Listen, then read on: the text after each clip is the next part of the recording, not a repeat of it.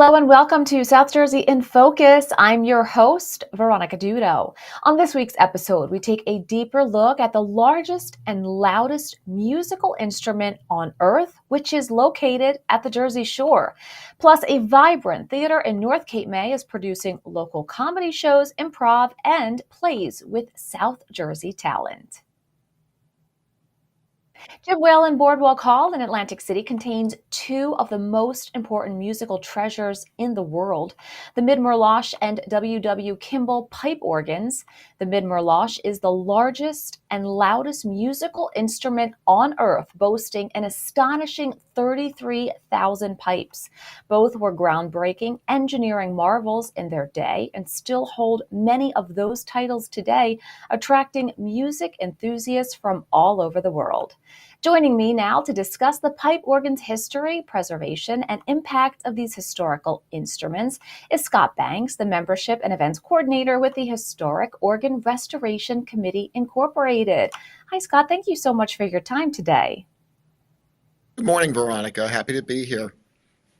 Can you give us a brief history of the Mid-Merlosh and the W. Kimball organs and their significance? Absolutely. So, when Boardwalk Hall was built as the Atlantic City Convention Hall Municipal Auditorium between 1926 and 1929, pipe organs were a standard piece of theatrical equipment. Now, the Kimball organ is a lot more straightforward as to what you'd find, and in any other building, that would be the instrument of merit. It's a 4,151 pipe instrument, but we tend to call that the painting next to the Mona Lisa because of her famous sister on the other side of the wall here having 33,000 pipes.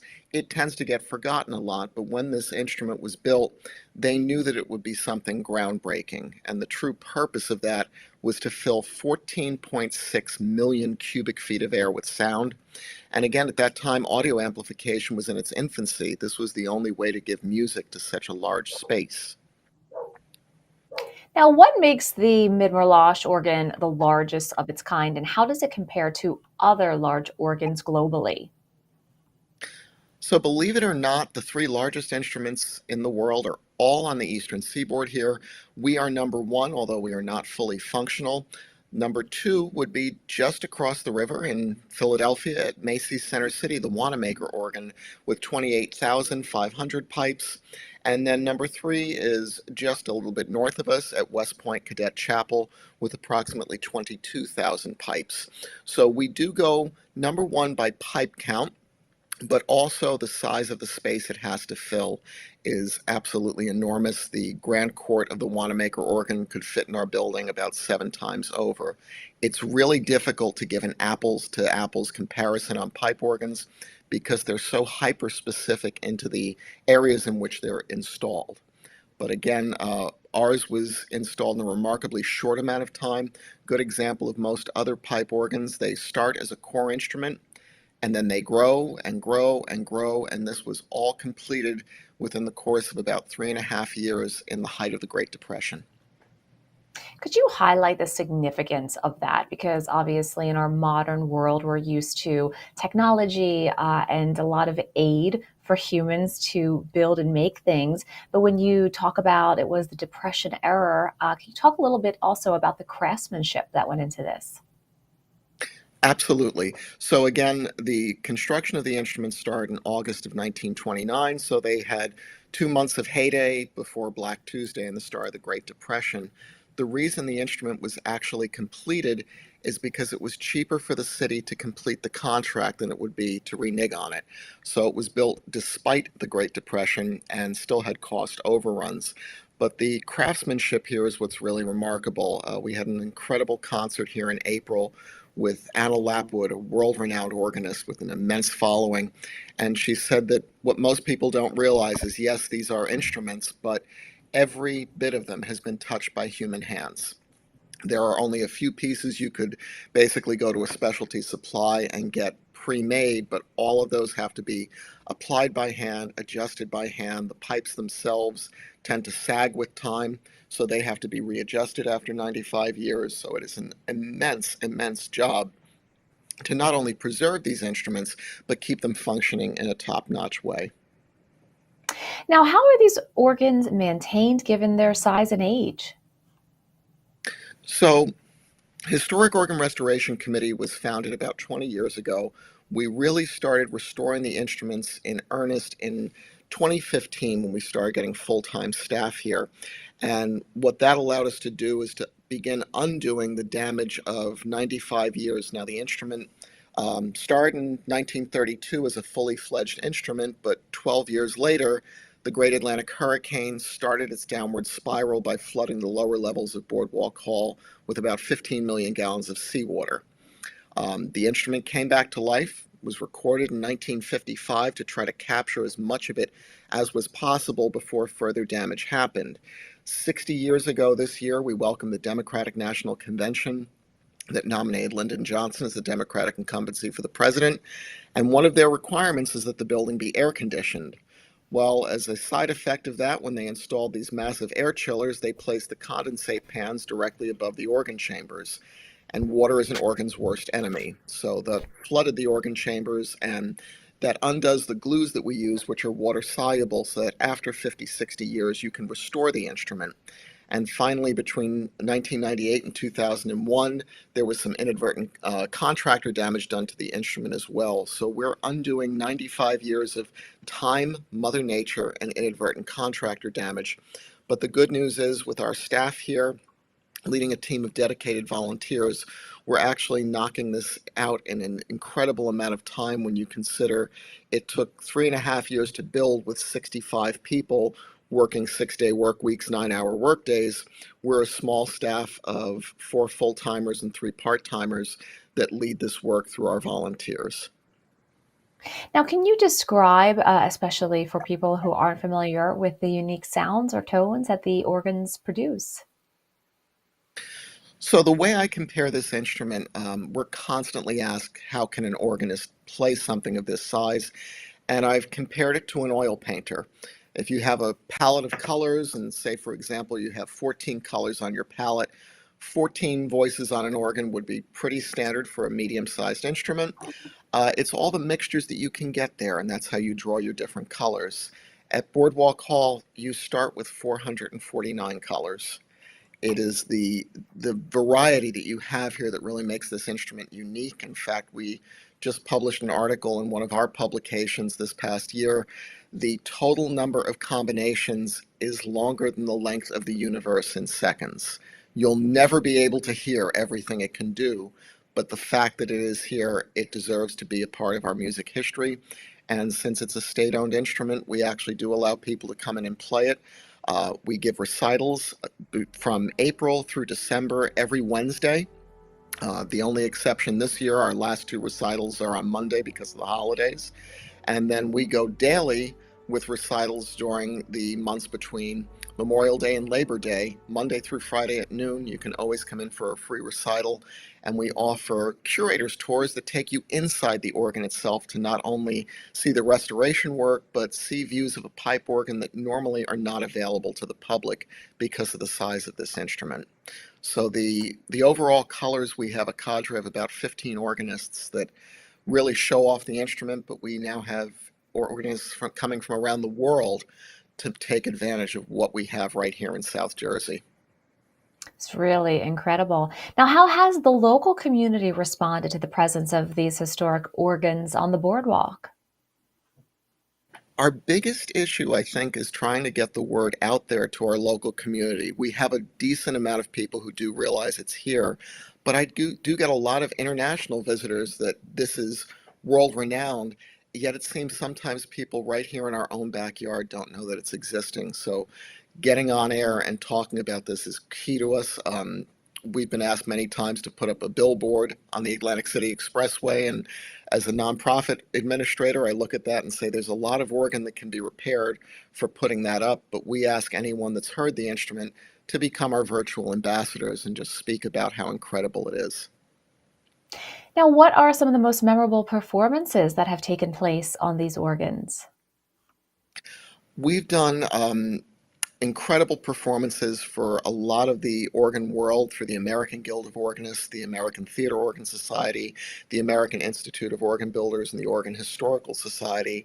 But what was really remarkable this April, Anna Lapwood is an artist that's now really turning the organ world a bit on its head in the best way possible because she's not doing what everyone typically considers organ music. She's doing a lot of theatrical themes. The Hunchback of Notre Dame, the Disney film, she did a piece from that, showing off that these instruments are truly symphonies in and of themselves. And that's key to us because most people, when they hear pipe organs, perfect time of the year, they picture Halloween, Dracula, maybe silent films going back 100 years. But we're trying to show that not only is it a key part of our history, but you can also do things that were never really anticipated back years ago when these instruments were created. It's truly a laboratory of what you can do with sound, and considering there are no speakers inside the instrument, it's all acoustic and excites that air in person.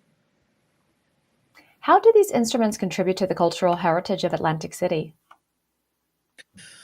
It's interesting. Boardwalk Hall itself has had a huge part of Atlantic City's cultural history. Uh, People forget that we used to tour Broadway shows here in Atlantic City before Chicago became the first step. And they heard these instruments playing. They were a regular part of the fabric of the shows that took place here. In fact, we have a strange feeling that the console of the instrument, where it's controlled from, might have even been an inspiration for the Wizard of Oz's booth in The Wizard of Oz. It has a very similar style of setup. And that would have been where some of those show producers came to hear some of the biggest talent in the world. That's what Atlantic City was famous for. And this instrument has been there through all of it. It's seen all of the famous acts that have come through here, even if it hasn't been able to play for all of them. You still pass this strange booth on the stage with 7 keyboards and over 1,000 stop tabs and switches to make the instrument work. So it has inspired, and we're bringing it back to be in a condition it's never been in for the last 100 years. Scott, thank you so much for your time and sharing really all of this historical information about the organs. And how can people figure out a time and a day to come and visit? Best time to visit is always Wednesday at 10 a.m. That's our curator's tour, and tickets are available for that on our website, boardwalkorgans.org. And if you head to our website, there is an events calendar there that tells you all the upcoming events for the current season, and we'll be posting 2025s hopefully within the first 2 months of 2025. And also, if you sign up for our emails, I can promise you this isn't a typical email list where you're bombarded 5, 6, 7 times a week. We just let you know about important concerts that are coming, and we ask for donations around Giving Tuesday, which is just around the corner. Thanks so much for being here. Thank you.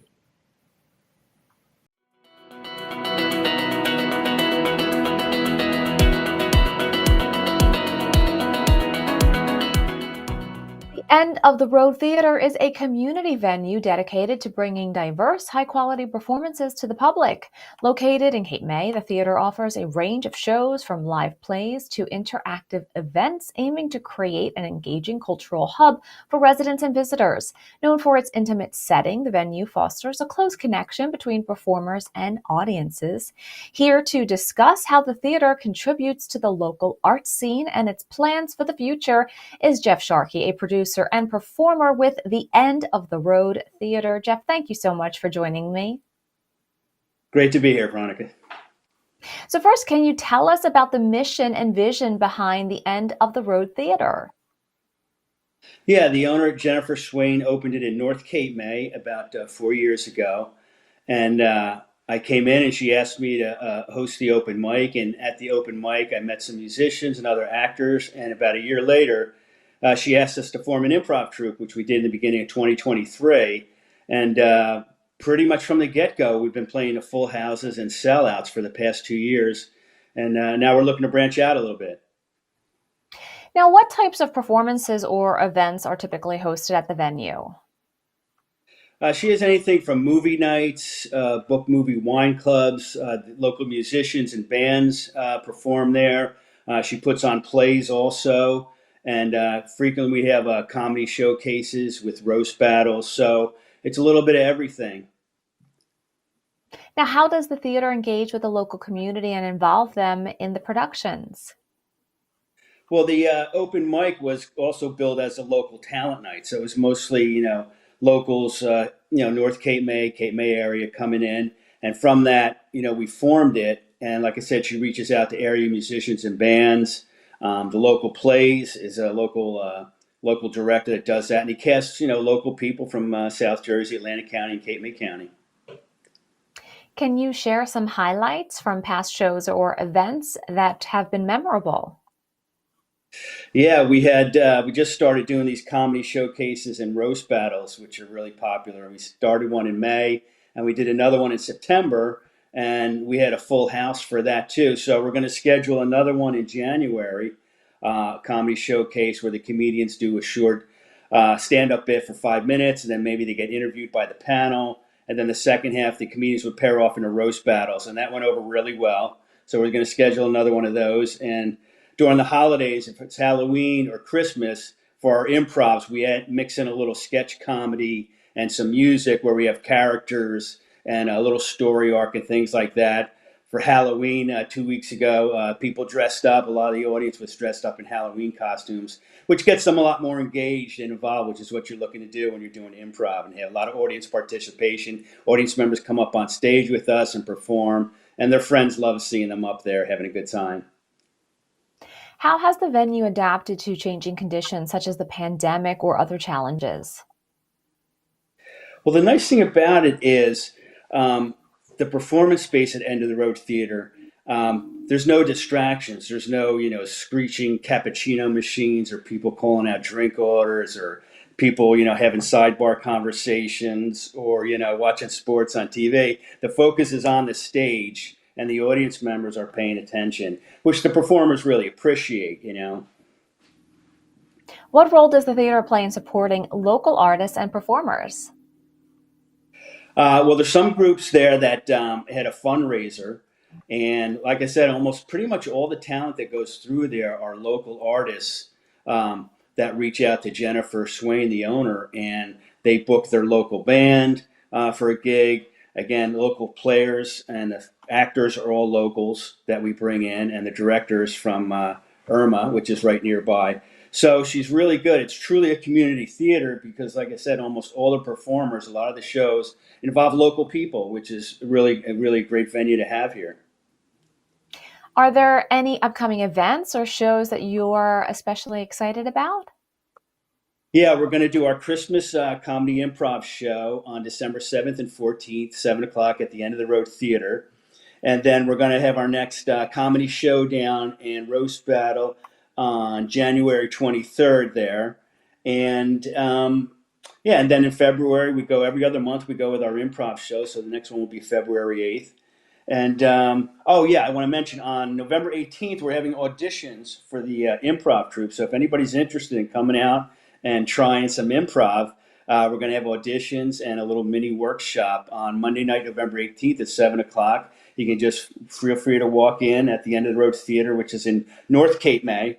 We're right down the street from the ferry. It's 3845 Bayshore Road. And yeah, you just kind of walk on in, and if you're interested in doing improv or being part of our comedy showcases, feel free to come out and meet us. We're a friendly group. So you mentioned that particular date, but for people who may want to get involved with the End of the Road Theater, whether it's performers, volunteers, or supporters, what would you suggest? That they can go to the website www.endoftheroadtheater.com, and you can contact Jennifer Swain, the owner and operator of it, and her phone number and website is her direct email rather is right there at the website www.endoftheroadtheater.com. Great. Now, looking ahead, what are the future plans for the theater and how do you hope it will grow and evolve?